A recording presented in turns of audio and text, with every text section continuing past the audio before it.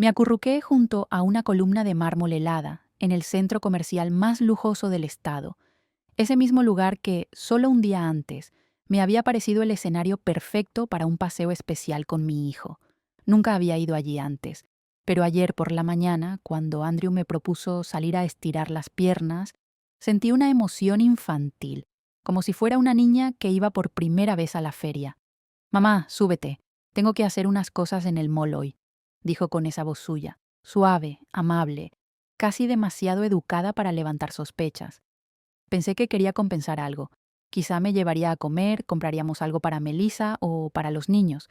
Así que tomé mi bolso pequeño, con algo de efectivo, un lápiz labial viejo y una foto de su padre en Boston. Incluso imaginé regalarle a Andrew una camisa de seda italiana, de esas que una vez elogió diciendo, se sienten como el aliento del amanecer. El trayecto duró casi una hora. No hablamos mucho. El viento me despeinaba suavemente mientras él hablaba por teléfono sin parar. Mi mamá se retirará del proyecto pronto. Los activos siguen a su nombre, pero estamos reorganizando los contratos. No entendí todo, pero sonreí para mí misma, en silencio. ¿Y tú? Dime, ¿alguna vez viste a una madre entrar a un centro comercial y desaparecer de la vida de su hijo? Suscríbete al canal para conocer el resto de la historia. ¿De verdad vamos al mall hoy, hijo? ¿Vendrán Melissa y los niños también? Le pregunté con ternura cuando el auto entró al estacionamiento. No respondió enseguida, solo esbozó una sonrisa extraña. Cuando se detuvo cerca de una entrada lateral del complejo, supuse que quería evitar las aglomeraciones. Hasta le dije, ingenua: ¿y si compramos unos pastelitos para llevar? A Melissa le encanta el té verde, y tú dijiste que anhelabas esa mermelada de naranja. No me olvido. Andrew colgó la llamada. Me miró sin sonreír, sin asentir, sin decir nada sobre lo que acababa de mencionar. Abrió la puerta de mi lado, tomó mi mano suavemente, como lo hacía George cuando aún vivía, pero su mirada no era la de un hijo que quiere llevar a su madre de compras. «Bájate, mamá», dijo, sin apartar los ojos del teléfono. Fruncí el ceño. «¿Por qué no estacionaste más cerca de la entrada principal? Aquí está muy lejos». Él miró a su alrededor, bajó la voz. «Aquí hay más gente que puede ayudarte, mamá». Me congelé. «¿Qué dijiste?», suspiró. Luego bajó la cabeza y habló como si confesara algo sucio, casi vergonzoso. «Solo quédate aquí un rato. Algunas personas pasan y dejan comida. También reparten botellas de agua. Tengo una reunión importante, mamá. Tú entiendes. Regreso en un rato». «Andrew», le tomé la manga, sintiendo un temblor en el pecho. «¿Me vas a dejar aquí, detrás del centro comercial? Como si fuera una indigente?» «Mamá, ¿qué te queda en esa casa? ¿Estar sola? Nadie va a verte. Nadie quiere estar cerca. ¿Vas a vivir unos años más para qué? ¿Esperar la muerte? Por favor, ya no nos pongas las cosas más difíciles».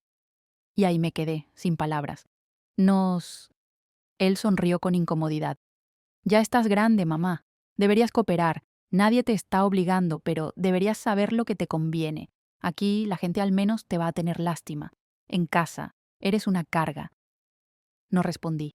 Mi corazón latía con una lentitud casi dolorosa, como si mi propia sangre dudara si valía la pena seguir corriendo por mis venas. Andrew retrocedió un paso, se acomodó el cuello del saco como si se preparara para una reunión y soltó la frase final, la que rompió por completo cualquier ilusión que me quedaba. «Quédate aquí sentada. Si alguien te pregunta, dile que tienes hambre. Te van a dar algo de dinero». Eran las 9:12 de la mañana. Me quedé inmóvil cerca de la entrada trasera del centro comercial, una zona por donde empujaban contenedores de basura y descargaban mercancías. No era el lugar donde alguien llevaría a su madre para pasear. Cuando intenté entrar al edificio, un guardia me detuvo. «Señora, esta área no es para visitantes. Por favor, muévase hacia la entrada principal». Me di la vuelta. El auto de Andrew ya se había ido, sin despedirse, sin mirarme una última vez. Estaba sola, rodeada de camiones de carga, de ruidos metálicos, del rechinar de ruedas sobre el concreto. Me quedé parada unos minutos más, ¿no?, sintiendo el vacío agrandarse en el pecho. El estómago comenzó a crujir con fuerza. Abrí mi bolso, y fue ahí cuando lo noté. No tenía mi cartera, ni mi celular. Andrew los había guardado por seguridad al subir al auto esa mañana, diciéndome que temía que los perdiera.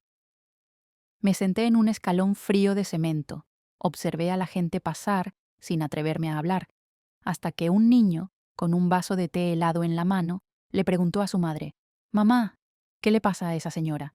Y ella, sin mirarme, solo lo jaló de la mano y dijo con frialdad: «No la mires, mi amor, esa gente es peligrosa». Sentí un nudo subir por mi garganta, áspero y mudo. Al atardecer me arrastré hacia una esquina cerca del estacionamiento, donde algunas personas sin hogar estaban sentadas. Me miraron con extrañeza. Mi cabello estaba bien peinado, llevaba una bufanda tejida con flores y sostenía un papel con un nombre que ya no recordaba bien. No me atreví a sentarme junto a ellos. Me coloqué a una cierta distancia. Saqué una gorra vieja de mi bolso, la abrí y la coloqué frente a mí, como una confesión silenciosa y amarga. Nadie se detuvo, excepto un joven estudiante que me ofreció un sándwich envuelto a medias, acompañado de un susurro tímido: «No tengo dinero, pero esto aún está limpio». Cuando cayó la noche me recosté contra una columna de piedra, usé mi abrigo como manta y doblé las piernas para no congelarme.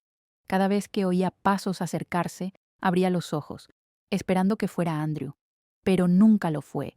Solo una vez, un hombre de mediana edad se acercó, me dejó un billete de $5 y me preguntó: «¿Necesita el número de algún centro de ayuda, señora?». Asentí con la cabeza, pero no pude sacar el teléfono, porque ya no tenía ninguno.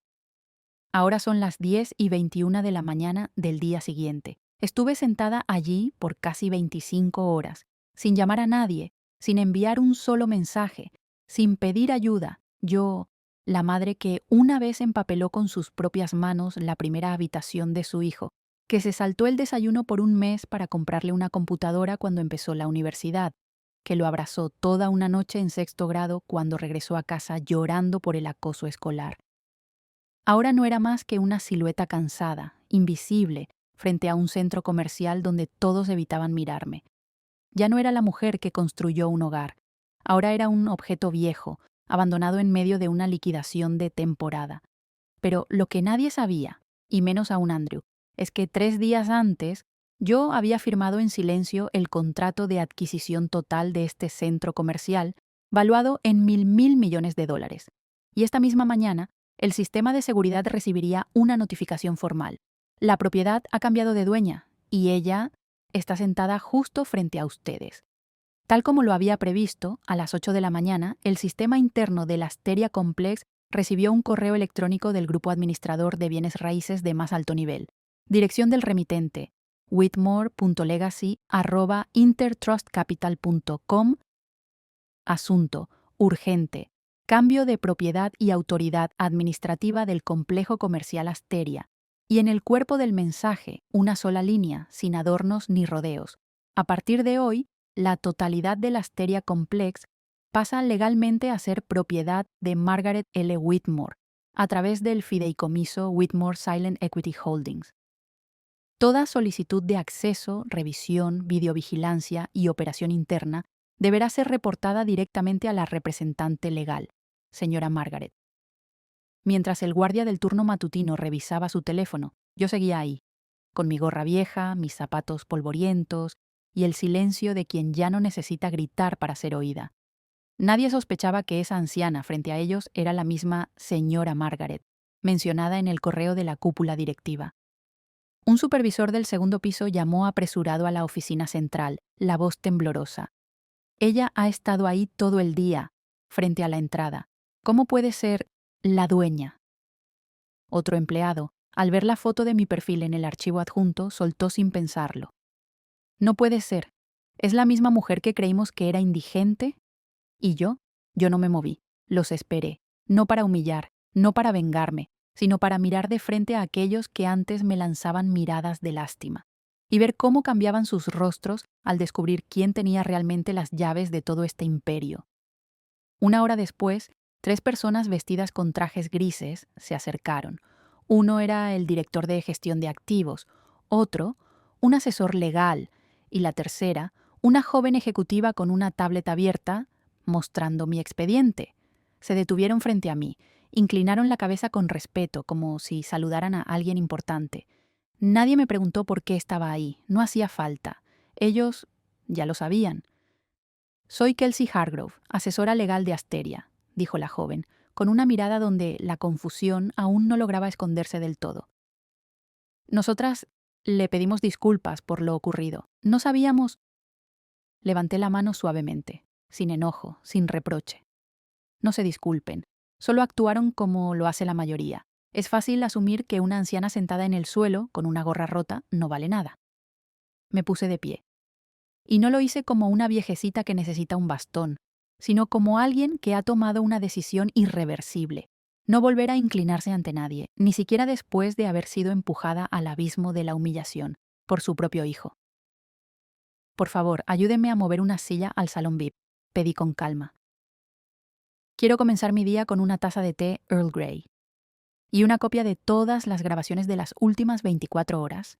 Si te preguntas cómo una mujer de 76 años puede ser dueña de más de mil millones de dólares sin que nadie lo supiera, tendrás que retroceder 43 años en el tiempo, cuando yo, Margaret Whitmore, empecé como contadora en una pequeña firma de inversiones en Chicago.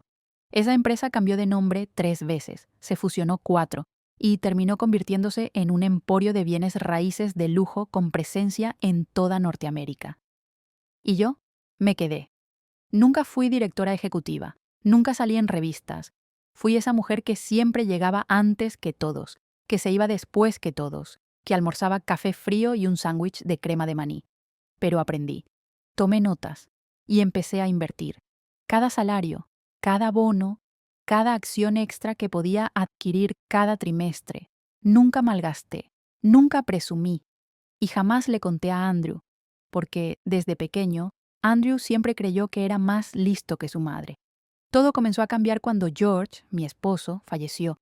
Andrew no derramó una sola lágrima en el funeral. Estaba demasiado ocupado contestando llamadas sobre un contrato de NFTS. Yo me senté sola entre coronas de flores, mirando la silla vacía a mi lado, esa silla que debió haber ocupado él. Ese día me di cuenta, tal vez nunca le enseñé a mi hijo a valorar, solo le enseñé a ganar. 3 meses después del funeral, Andrew me invitó a almorzar en un restaurante italiano elegante.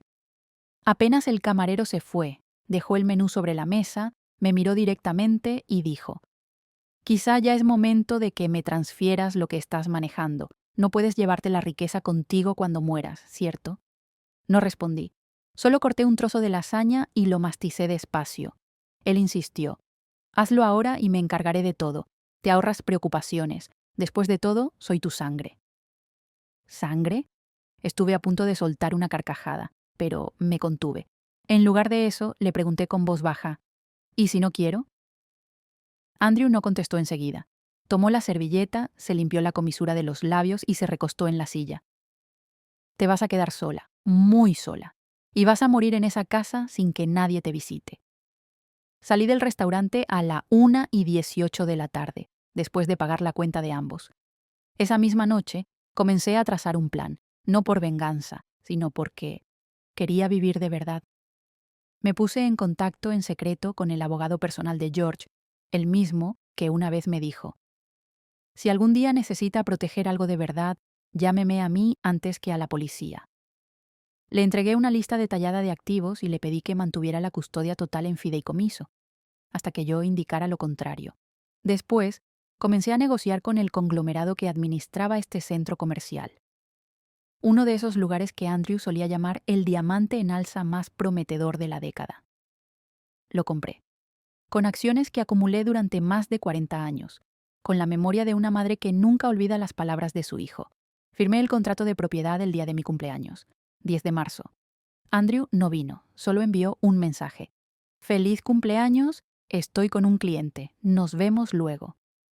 Y no sé qué dolió más, ser traicionada por mi propio hijo, o haberle permitido creer que yo era demasiado ingenua para notar la traición. Pero mientras estaba sentada allí, bajo la sombra del edificio de 18 pisos que ahora me pertenece, supe, con la certeza que solo tienen quienes han esperado toda una vida, que esta vez no necesitaba que nadie viniera a rescatarme. Solo debía esperar el momento justo. Un niño de unos 10 años se me acercó. Tenía los mismos ojos azules que tenía Andrew cuando era pequeño. Abrió su mochila, sacó una barrita de granola y la puso suavemente en mi mano. Vi que estuvo aquí desde ayer. ¿Tiene hambre? Le sonreí y asentí. Gracias, cielo, estoy bien. El niño se fue, y mientras lo veía alejarse, supe que al amanecer siguiente, todos los sistemas de seguridad, las cámaras y los departamentos de comunicaciones internas recibirían el aviso que cambiaría todo. La nueva propietaria del centro comercial de mil millones de dólares ha reemplazado por completo al equipo directivo. Solo me quedaba una cosa por hacer antes de abandonar aquel lugar exacto donde me humillaron. Escribir una nota a mano y dejarla dentro de la gorra vieja que había usado el día anterior. Decía: no necesito dinero, necesito que el mundo vea que mi hijo convirtió a su madre en una sin hogar, en la misma tierra que ella poseía. Ahora estoy sentada en el lounge VIP del complejo comercial Asteria, una zona reservada exclusivamente para accionistas Platinum. El sillón de cuero es tan cómodo que casi me hace olvidar que anoche mi espalda temblaba de frío contra el concreto. En mi mano, una taza de té Earl Grey. No tiemblo, no derramo. Frente a mí, la pantalla de seguridad interna muestra claramente a Andrew entrando por la puerta principal, con el rostro radiante, cargando una bolsa de Burberry como si nada en el mundo pudiera alcanzarlo. No sabe que lo está viendo, susurró mi asistente ejecutiva. Sonreí, sin apuro. Perfecto. Quiero ver la traición, mientras aún cree que ha ganado. 3 horas antes, pedí al departamento técnico que reprodujera todas las cámaras en reversa por 48 horas. Quería saber qué pasó después de que Andrew me dejara sola detrás del centro comercial. Y entonces lo vi. No solo se fue. Andrew regresó al área ejecutiva de Asteria y entró directamente a la sala de juntas, donde lo esperaban 3 hombres caucásicos, un coreano y un abogado indio. Todos altos ejecutivos de inversión. Activé el audio. Les aseguro que ella ya no intervendrá, dijo Andrew con una voz firme, afilada como hielo. Está afuera, pidiendo limosna. Sus antiguos activos pronto serán legalmente traspasados al nuevo fideicomiso familiar que yo dirijo.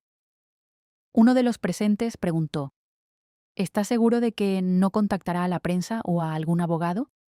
Andrew rió con soberbia, reclinándose en su asiento. No tiene teléfono, no tiene amigos, no tiene a nadie. La desconectamos financieramente la semana pasada. Bancos, casa, servicios médicos. Ahora no es más que un cadáver viviente tirado en la calle. Me quedé inmóvil. Sentí como la sangre corría en reversa y no supe qué dolía más, que me abandonara como a una extraña o escuchar a mi propio hijo describirme como un cadáver viviente. Durante un tiempo quise creer que Andrew actuaba por presión de su esposa o por un arrebato impulsivo, pero número. Cada paso suyo había sido meticulosamente calculado, como si yo fuera un trámite pendiente en una carpeta de contratos por cerrar. Solo esperaba mi muerte para concluir su operación. A las 11 en punto, Andrew entró al lounge ejecutivo sin saber que yo ya estaba allí. Me vio. Se detuvo en seco. Su rostro se puso pálido, pero solo por un segundo. Luego recompuso su expresión como quien se vuelve a poner una máscara. Mamá, ¿tú estás aquí sentada?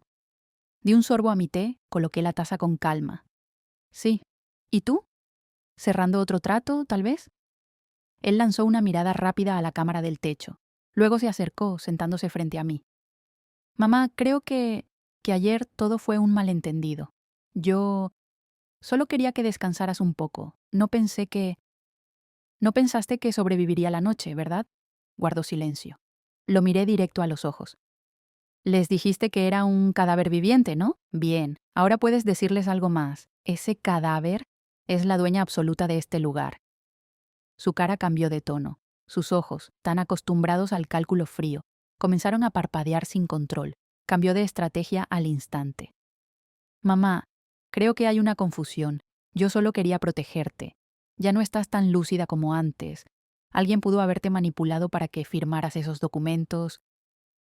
¿Crees que estoy tan senil como para firmar por error la compra de un centro comercial de mil millones de dólares? No pudo decir una palabra más. Entonces ocurrió. Mi abogado personal, Charles Young, entró en escena, con pasos tranquilos y un maletín que hablaba más que 1000 palabras. Colocó una carpeta gruesa frente a Andrew. Hemos registrado todas sus declaraciones durante la reunión de ayer por la mañana, dijo con voz suave, pero con cada palabra afilada como bisturí, incluyendo su confesión de manipular las cuentas bancarias de su madre, cortar deliberadamente sus comunicaciones y planear la apropiación de sus bienes, aun estando viva la fideicomitente legal. Esto es un montaje, gritó Andrew, poniéndose de pie con el rostro encendido de furia. Yo no me moví. Simplemente serví más té, con la misma calma de quien ya lo ha visto todo. ¿Me vas a demandar, mamá?, preguntó. Por primera vez su voz tembló de verdad. No, respondí, mirando por encima del borde de la taza. Voy a dejar que te hundas, por tus propias palabras. Me levanté y salí de la sala sin mirar atrás, dejando a Andrew congelado frente a 3 representantes legales que sostenían copias impresas del video de seguridad, donde se le veía claramente, con esa sonrisa prepotente, diciendo palabra por palabra: ella ya no es más que un cadáver viviente en la calle. Esa misma tarde recibí un aviso. Andrew intentó retirar toda la fortuna de una cuenta en las Islas Caimán, pero fue bloqueado. Charles, mi abogado, ya había intervenido. Activó un mecanismo de congelamiento patrimonial temporal, basado en indicios de abuso financiero y maltrato hacia un adulto mayor. Sin embargo, lo que ocurrió después me tomó por sorpresa. Al día siguiente, una mujer vino a buscarme. Elegante, cabello recogido con precisión, vestida con ropa de diseñador. Pero había algo en su mirada, algo que me resultaba inquietantemente familiar. Señora Whitmore, mi nombre es Ava Tress. Fui la secretaria personal del señor George durante muchos años. Vengo a entregarle una copia de un contrato que él guardó en secreto durante 19 años. Me quedé paralizada. Ava colocó una carpeta de documentos frente a mí. Entre ellos, una hoja con la firma de George, su letra inconfundible. Si fallezco y mi hijo muestra su verdadera cara como un desagradecido, decía, entrego todas mis acciones ocultas en Interglobal y el control de bienes a una sola persona, no Margaret, sino la mujer a la que le debo toda mi vida. MLH, MLH. Pasé rápidamente las páginas hasta encontrar un sobre sellado. Lo abrí con manos temblorosas. Dentro había una fotografía que nunca antes había visto. George, sonriendo, junto a una mujer con un rostro sorprendentemente parecido al mío. Debajo, una nota escrita a mano con tinta desvaída. Elena, si Margaret ya no puede confiar en mí, protégela tú, protege lo que hemos construido. Miré mi reflejo en el vidrio del ventanal del piso 18 de Asteria, donde la ciudad parecía empequeñecerse bajo mis pies. Pero lo que vi no fue solo a mí misma. Vi a George, vi a Andrew y vi a Elena, una sombra entre mi historia y la verdad que nunca se me permitió conocer. No sé cuánto tiempo estuve sentada allí, con la foto en la mano. Era vieja, borrosa, pero suficiente para desmoronar lo poco que aún creía intacto. Elena, una mujer que se parecía tanto a mí, cabello largo, con ondas suaves, labios apretados, como quien aprendió a callar entre tormentas. La imagen mostraba a ella y a George, no en una reunión formal ni en una gala elegante. Estaban en un jardín rodeados de lavandas, ese tono lila, silvestre, el mismo que yo adoraba en mi juventud, aunque jamás nadie me regaló flores así. Elena, MLH, las iniciales del segundo apéndice del testamento de George. La mujer a la que él dijo deberle toda la vida, la única en quien confió más que en su esposa, y ahora la heredera del control de cientos de millones ocultos dentro del corazón de Interglobal, la empresa madre que, irónicamente, había hecho posible toda mi fortuna. Volví la mirada hacia Ava, la mujer que me había entregado los documentos. Permanecía inmóvil, como una estatua. No había miedo en sus ojos, tampoco culpa, solo espera. ¿Cuánto tiempo trabajaste con George?, pregunté, aunque mi voz ya no sonaba como mía. 18 años, desde que tenía 22, respondió. Llegué a pensar que él era el padre que nunca tuve. ¿Y Elena? ¿Quién era ella? Ava vaciló. Bajó la voz como si lo que estaba por decir no debiera ser escuchado por el mundo. Una parte de su vida a la que usted nunca tuvo acceso. Sabía que George tenía un pasado, todos lo tenemos, pero tras más de 40 años de matrimonio, yo había decidido creer que todo lo viejo había quedado enterrado bajo las cenizas del amor compartido, aunque existieran noches en que volvía tarde, viajes cuyo destino no mencionaba y miradas que huían cuando yo preguntaba de más. Elena. Era ese silencio al que nunca me atrevía a entrar, porque preguntar era romper el frágil equilibrio que me aferraba a la idea de que todo estaba bien. ¿Ella sigue viva? Pregunté con un hilo de voz. Ava asintió. Y debería verla, antes de que Andrew lo haga primero. Esa misma tarde fui a una residencia privada en las afueras de la ciudad, un lugar que no aparecía en mapas ni en sitios web. Solo una puerta de madera con un letrero tallado. Maison de Silence. Me guiaron hasta la habitación 207. No preguntaron quién era yo, parecía que ya sabían que vendría.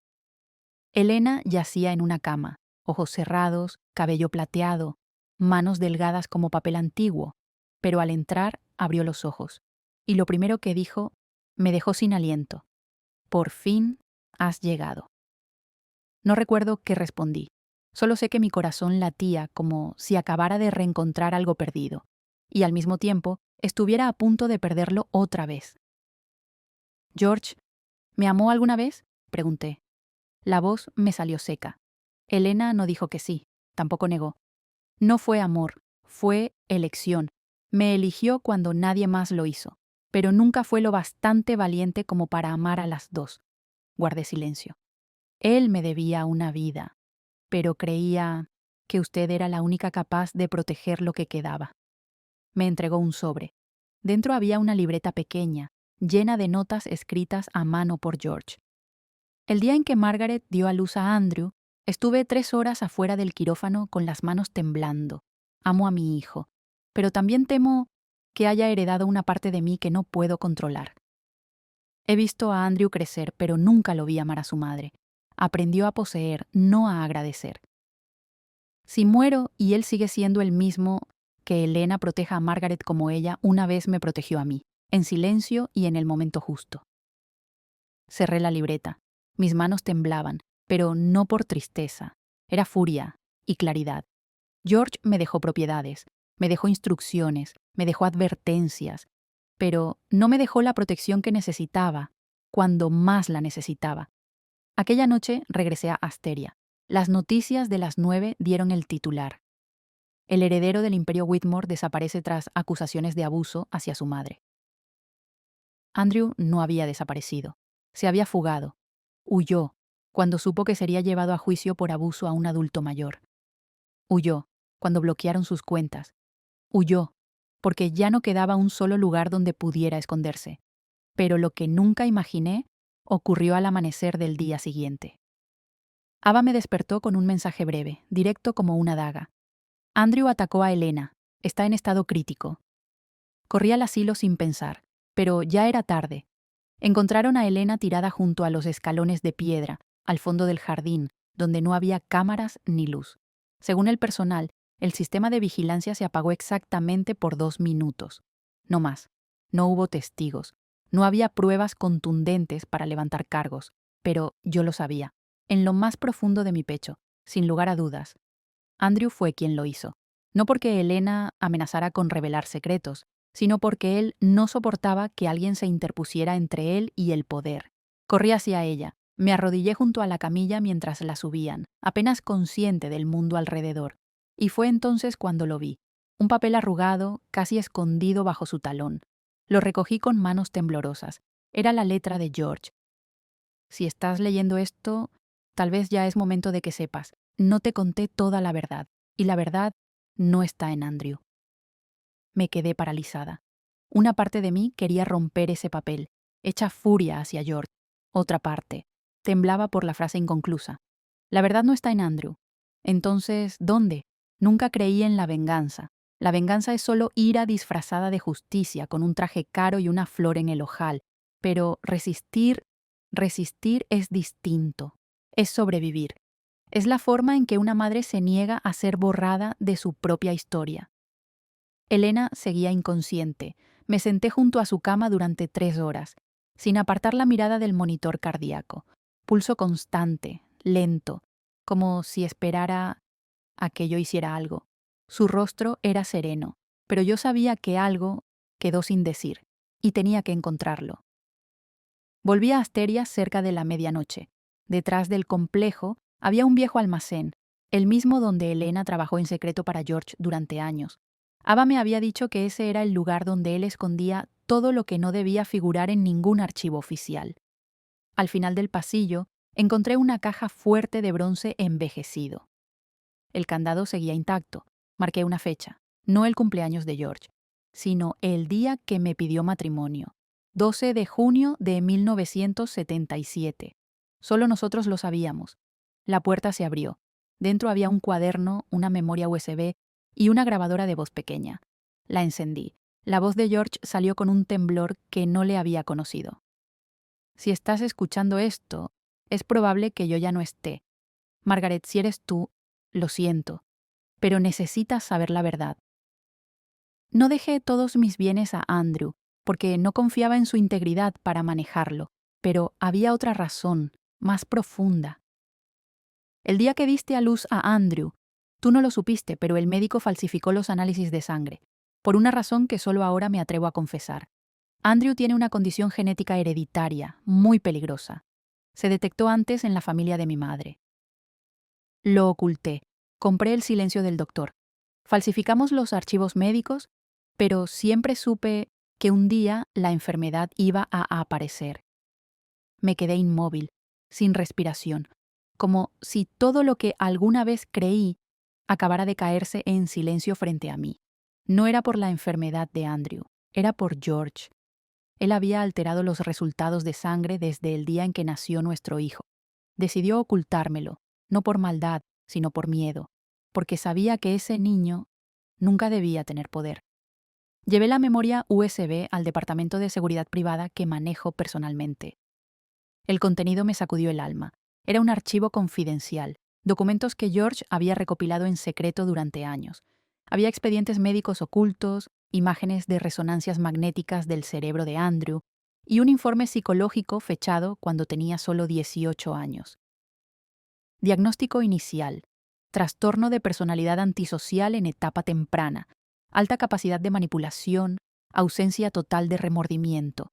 Debajo, una nota escrita a mano por George. Le tengo miedo a mi hijo, pero me da aún más miedo que Margaret descubra esto. Todo dentro de mí se derrumbó. Yo me había culpado tantas veces, por no haberlo educado bien, por no enseñarle a amar, pero quizás la verdad era más cruel. Tal vez Andrew nunca fue capaz de amar, porque su cerebro no se lo permitía. Ya no tenía lágrimas. Solo me quedaba estrategia. Y comencé a contraatacar, en silencio, con precisión. Contraté un equipo independiente de expertos legales para revisar cada propiedad a nombre de Andrew. Presenté una copia del informe médico ante un tribunal especializado en casos de tutela de adultos. Solicité una orden de restricción inmediata. Andrew no podría acercarse ni a mí ni a Elena a menos de 300 metros. Contacté con un grupo de periodistas de investigación internacionales, pero exigí mantener mi identidad en secreto, hasta el último momento. Mientras tanto, Andrew seguía activo en redes sociales, transmitía en vivo, decía que yo estaba confundida, que mi madre ya no tiene la capacidad para manejar propiedades. Intentaba pintar el retrato de una anciana vulnerable, manipulada por abogados hambrientos de poder, y la gente empezó a creerle. Algunos medios, dirigidos por mujeres de mediana edad, compartieron columnas con títulos como «Dejemos a los mayores descansar, no los convirtamos en herramientas legales». Yo no respondí. Solo envié un paquete a la redacción, una copia del audio grabado por George y una nota breve. Si creen que no sé lo que pasa, escuchen lo que mi esposo decía de nuestro hijo. 3 días después, Internet estalló.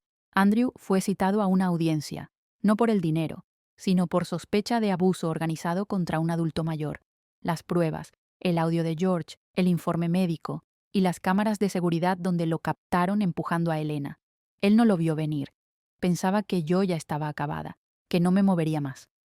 Pero aún guardaba una última carta. No para el mundo, sino para alguien que Andrew jamás podría manipular. Melissa, su esposa. Esa noche Melissa vino a verme. Su rostro ya no tenía la frialdad de antes. Se sentó frente a mí, colocó las manos sobre la mesa y me habló con voz baja, casi rota. ¿Estás segura que todo lo del informe es verdad? La miré directo a los ojos. Una vez me preguntaste por qué guardaba silencio cada vez que Andrew pisoteaba a todos. ¿Ahora lo entiendes? Melissa asintió, con lágrimas cayéndole por el rostro. Tengo 2 hijos y no quiero que crezcan como su padre. Melissa llevaba 1 año grabando en secreto a Andrew, porque una vez él intentó estrangular a su propio hijo en un ataque de furia. Me entregó todas las grabaciones a través de mi abogado y dijo una última frase. Úselo. Ya no me importa mi reputación. Solo quiero que mis hijos vivan seguros. Tomé la grabación. Presioné play. La voz de Andrew estalló como un trueno. Si este niño vuelve a llorar, lo mato. Y si alguno de ustedes se atreve a desafiarme, los entierro vivos. Tengo dinero. Puedo hacer lo que se me dé la gana. Yo no buscaba venganza. Solo quería que la justicia hiciera su trabajo. Pero el final de todo esto traía consigo un giro que ni yo misma imaginé. A las 2 de la mañana, Ava me llamó. Su voz temblaba. Señora Margaret, ¿pasó algo? Elena despertó, pero no la reconoce. No reconoce a nadie. Solo hizo una pregunta. ¿Dónde está mi hijo? Me quedé en silencio, paralizada. Jamás pensé que llegaría el día en que estaría frente a un tribunal, no como acusada, ni exactamente como demandante, sino como una madre que tiene que demostrarle al mundo que aún es capaz de ver cómo su propio hijo la desgarra capa por capa. El juicio comenzó a las 9 en punto. La sala, fría. Iluminación blanca, sillas de madera, paredes grises, sin flores, sin la teatralidad de las películas, solo gente real, y una sola cosa en juego, la verdad. Andrew entró, traje gris, corbata de seda, rostro afeitado, impecable, como un candidato político. Nadie más podía ver las grabaciones donde insultaba a su hijo, amenazaba a Melissa o empujaba a Elena por las escaleras. Solo yo sabía que aquel monstruo llevaba mi apellido y que estaba parado a solo 3 metros de mí. 3 metros que se sentían como un abismo entre una madre y el fin del mundo. La demanda comenzó como una solicitud de supervisión patrimonial por conducta peligrosa hacia personas mayores. Yo era la demandante, pero Andrew lanzó un contraataque brutal.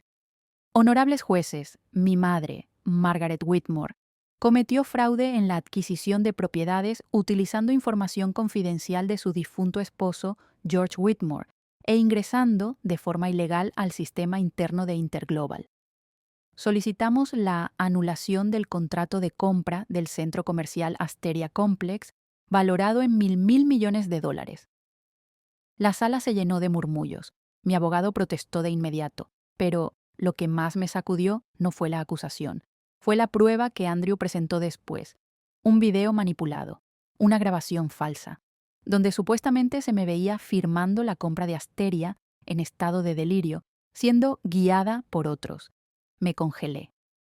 Andrew había falsificado evidencia y había presentado una demanda en la corte comercial para anular mi título de propiedad. Fui arrinconada. El tribunal ordenó congelar temporalmente mi autoridad sobre Asteria mientras se analizaban los documentos. Eso significaba que, a partir de mañana, no podría entrar al lugar que yo misma compré. Pensé que ese era el punto más bajo, que nada podía ir más lejos, pero Andrew sí fue más allá. Sacó un nuevo expediente, un préstamo hipotecario, firmado a nombre de Margaret L. Whitmore, con fecha de 3 días atrás. Quedé atónita. Yo jamás firmé nada. Andrew sonrió con arrogancia.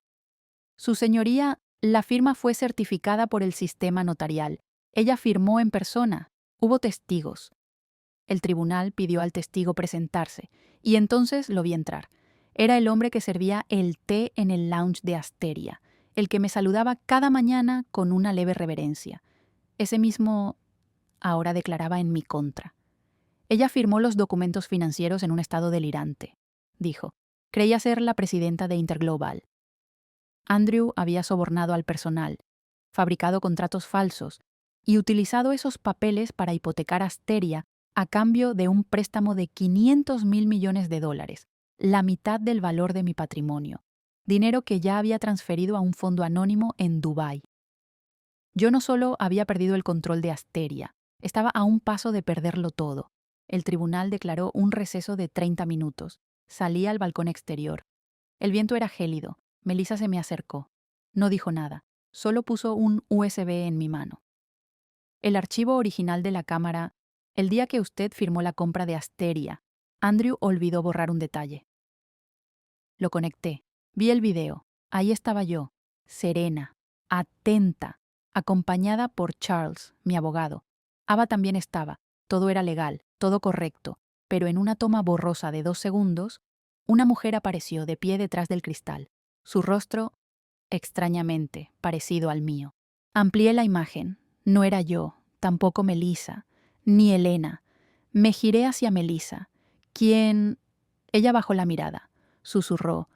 Es quien ayudó a Andrew a falsificar el video. Una mujer que ha estado suplantando su identidad, usando un nombre borrado de los registros de Interglobal desde hace 27 años. Nombre en el expediente, Margaret Louise Harper. Se me heló la sangre. George hablaba siempre de Elena como la persona a la que le debía la vida, pero nunca mencionó a Margaret. Llevé el USB al tribunal. Lo entregué. El juez ordenó un peritaje inmediato. El juicio fue suspendido temporalmente. Andrew fue citado de urgencia por uso indebido de documentación financiera y suplantación de identidad. Pensé que todo terminaba ahí, pero el verdadero golpe estaba por llegar. Esa misma noche, al volver a casa, encontré un sobre sin remitente. Dentro había una copia de un certificado de nacimiento, pero no era mío. Era de Elena. Fecha: 17 de marzo de 1980. Nombre del bebé: Margaret Louise Harper. Quedé paralizada, no por el nombre, sino por la fecha, por lo que implicaba. Margaret era hija de Elena, lo que significaba que, detrás de Andrew, había alguien más, una mujer que había adoptado mi identidad, que había manipulado sistemas financieros durante años, y que resultó ser la hija biológica de Elena. Me senté en la habitación más silenciosa de toda mi vida, sin teléfonos, sin puertas que se cierran con furia, sin gritos, solo el leve tic-tac de un reloj acariciando las grietas del muro y el susurro de las hojas cayendo del otro lado del cristal. Han pasado 3 días desde que descubrí que Margaret Louise Harper, la mente maestra detrás del plan con Andrew, era la hija perdida de Elena. Ninguna de nosotras lo sabía, ni siquiera Elena. Ella seguía en cuidados intensivos, pero ya podía hablar. Fui a verla el miércoles por la mañana. Una llovizna leve humedecía las calles. Entré a su habitación. Estaba mirando por la ventana, los ojos secos, pero los hombros temblaban. «Llegaste», dijo sin mirarme. «Ya lo recordé». Me senté a su lado. No dije nada. «Mi madre me obligó a darla en adopción. Cuando tenía 17, comenzó Elena. Yo era solo una niña, escapando del abuso. George me ayudó a mantenerlo en secreto. Temía que la opinión pública me destrozara. La niña fue entregada y registrada con otro nombre, Margaret». Exhalé suavemente. No fue alivio, fue una aceptación amarga, una verdad que cuesta decir en voz alta. Hay dolores tan grandes que uno tiene que olvidarlos para poder seguir viviendo. Pero Margarete, ella no olvidó. Creció rodeada de archivos, documentos, registros financieros que George dejó, pero nunca recibió amor, nunca fue reconocida. Y un día hizo algo que jamás imaginé que alguien pudiera lograr a esa edad: suplantar mi identidad, accediendo a registros que habían sido eliminados de Interglobal décadas atrás. Estudió mis patrones, aprendió mi firma, negoció como yo, y cuando Andrew apareció en su camino, 2 almas rotas, cargadas de rencor y hambre de poder, se encontraron. La habitación se volvió extrañamente silenciosa, como si el pasado me estuviera pidiendo perdón. Esa misma tarde fui a un lugar al que no había regresado en muchos años, La casa antigua que compartí con George había sido clausurada por disputas legales, pero gracias a una orden judicial especial me permitieron entrar durante 2 horas para recoger objetos personales. Abrí la puerta. No había polvo, ni telarañas. Todo parecía suspendido en el tiempo desde el último día que crucé ese umbral. Sobre la chimenea aún estaba nuestra foto de bodas. En la mesa del comedor, el mismo vaso que usaba cada mañana. Entré a su despacho. El olor a papel viejo y madera de caoba me envolvió. Abrí el cajón inferior del escritorio. Había una carta, sin remitente. La abrí. Si algún día tienes que enfrentarte a esta verdad sola, recuerda que ya me has perdonado más de una vez. Y si alguna vez decides perdonarme una vez más, hazlo no porque yo lo merezca, sino porque tú no mereces cargar con este rencor el resto de tu vida. George. Cerré la carta. La dejé sobre la mesa. Por primera vez en muchos meses no sentí rabia, no porque ellos merecieran ser perdonados, sino porque yo merecía ser libre. 2 días después, el juicio continuó. Margarete se presentó, sin maquillaje, sin máscaras, sin esconderse tras un nombre falso. Se paró frente a mí. No pidió disculpas, no imploró perdón, solo dijo una frase. Lo hice porque nunca tuve nada y usted lo tuvo todo. No respondí, pero la miré, largo, y asentí.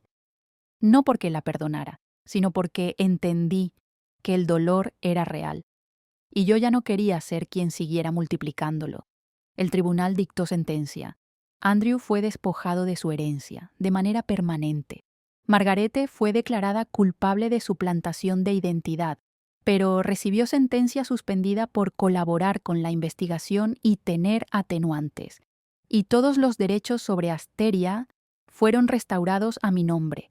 Melissa vino con los niños a visitarme. La más pequeña me entregó una tarjeta hecha a mano. Mi mamá dice que usted salvó este lugar para nosotros. Sonreí, con los ojos ardiendo. Esa noche me senté en mi apartamento del piso 18 en Asteria, mirando hacia la ciudad. Las luces parecían respirar lento. El silencio. Era un tipo de compañía que ya conocía demasiado bien. Escribí una carta. No tenía destinatario. Querido hijo, si algún día te encuentras rodeado de éxito pero sin nadie a quien tomar de la mano, recuerda el rostro de tu madre el día que la llamaste una carga. Y si te queda un poco de valentía, empieza de nuevo. No conmigo, empieza contigo. No necesito que me pidas perdón. Solo deseo que no te repitas a ti mismo. Guardé la carta en un cajón. No sé si Andrew llegará a leerla. No sé si Margaret alguna vez volverá. Pero sé que hay personas que no regresan. Y también hay partes de mí que tampoco lo harán. Entonces sonó el timbre. Fui hasta la puerta. No había nadie, solo un pequeño paquete, sin remitente, sin estampilla. Lo abrí. Dentro había un USB y una nota escrita a mano. Usted nunca supo la verdad sobre la empresa que posee. George no la compró con dinero. Me quedé helada. Pasé las siguientes 3 horas frente al monitor, sin mover el ratón, sin abrir el archivo, solo mirando esa frase, una y otra vez. George no la compró con dinero.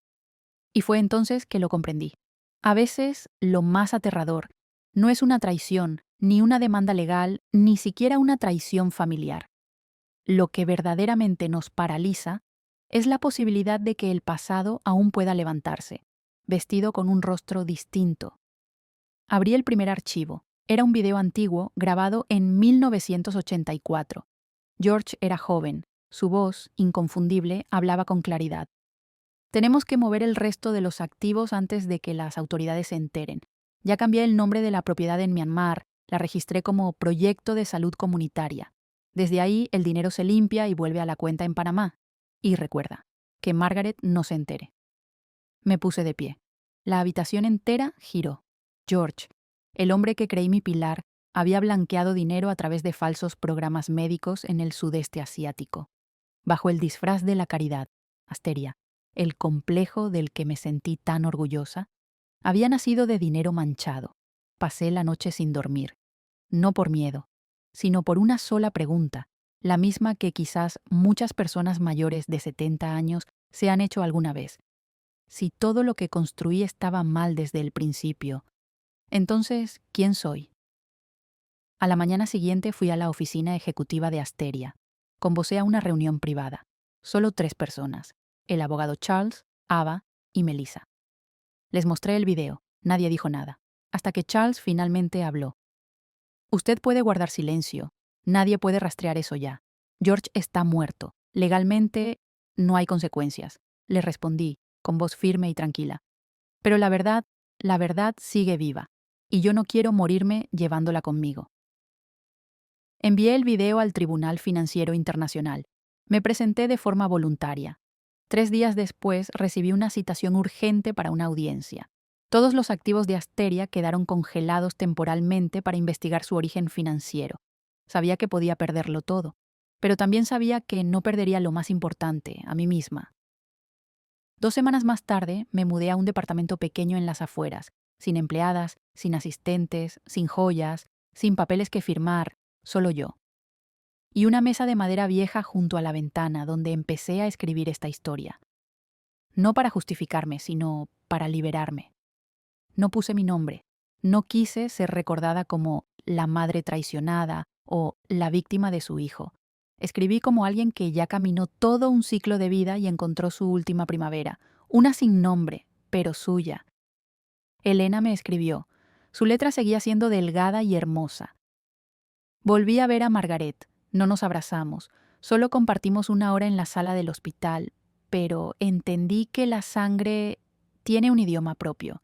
Ya no tengo nada que retener. Pero tampoco siento dolor. Gracias por no rendirte. Elena, sonreí. A veces las personas que creíamos rotas para siempre son quienes vuelven a levantarse con más suavidad. Andrew sigue desaparecido. Melissa dice que está en España, con una identidad falsa. Pero ya no me importa. No le escribo. No guardo su foto en mi cartera. Guardo una mía. De pie en el techo de Asteria, el último día antes de marcharme, con el cabello plateado al viento y el sol atravesando los vidrios como si susurrara. Usted no perdió, solo decidió salir y eligió vivir. 3 meses después de entregar el video sobre George y Asteria, recibí una carta del Tribunal Financiero Internacional. La abrí. Las manos me temblaban un poco. Tras una investigación exhaustiva y verificación de todas las transacciones desde 1980, se concluye que el capital que originó el complejo Asteria fue regularizado dentro del marco legal vigente y no infringe las normativas actuales contra el lavado de dinero. Por lo tanto, se restituye la propiedad completa a la señora Margaret L. Whitmore, con todos los derechos legales correspondientes. Dejé la carta sobre la mesa. No lloré, no grité, solo sentí como si mi columna vertebral, por fin, se hubiera desplegado, después de años de estar encorvada por culpa, memoria y silencio. Volví a Asteria. No llegué en limusina, no llevé asistentes, solo mi abrigo azul oscuro, el que George me compró en nuestro primer viaje a Nueva York. El recepcionista se inclinó ligeramente. «Bienvenida a casa, señora». Sonreí. Nunca me fui, solo di una vuelta por el corazón de la gente. Semanas después, mi historia comenzó a circular en Internet. No porque yo la contara, sino porque un guardia de seguridad antiguo, el mismo que una vez me vio sentada fuera de Asteria y me dejó una servilleta bajo el sombrero, publicó un video. Pensé que era una anciana sin hogar. La miré como a alguien que lo había perdido todo.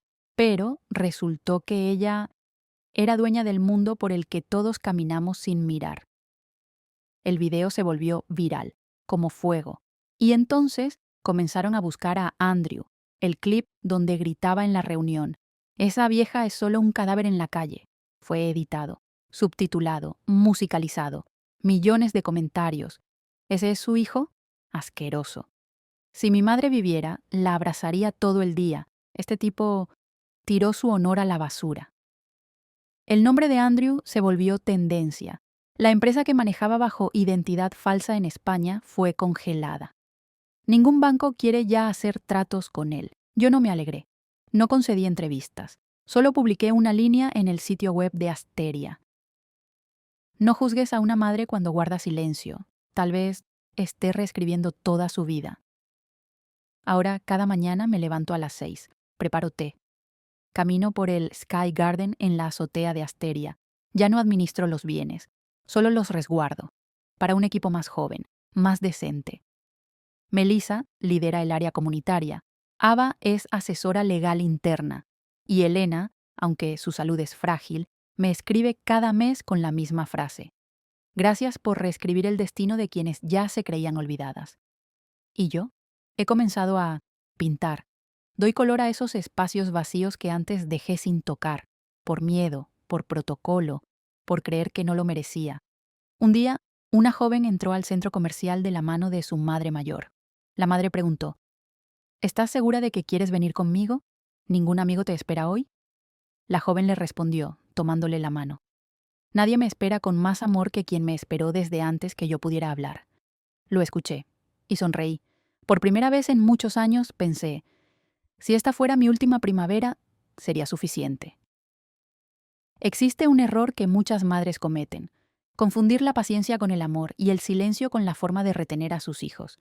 Pero con el tiempo, ese silencio se convierte en el arma perfecta para que otros las manipulen. Margaret no odió a su hijo porque fuera cruel, sino porque le permitió creer que nunca lo enfrentaría. La lección no es renunciar a los hijos, es no renunciar a una misma, aun cuando los que te rodean son los que más te hunden.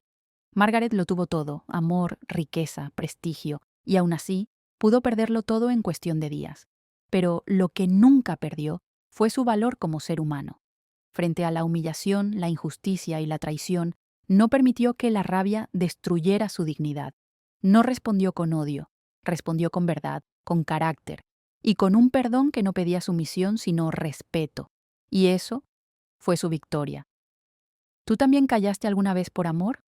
¿Algún familiar te hizo dudar de tu propio valor? Déjanos un comentario. Yo también he pasado por eso.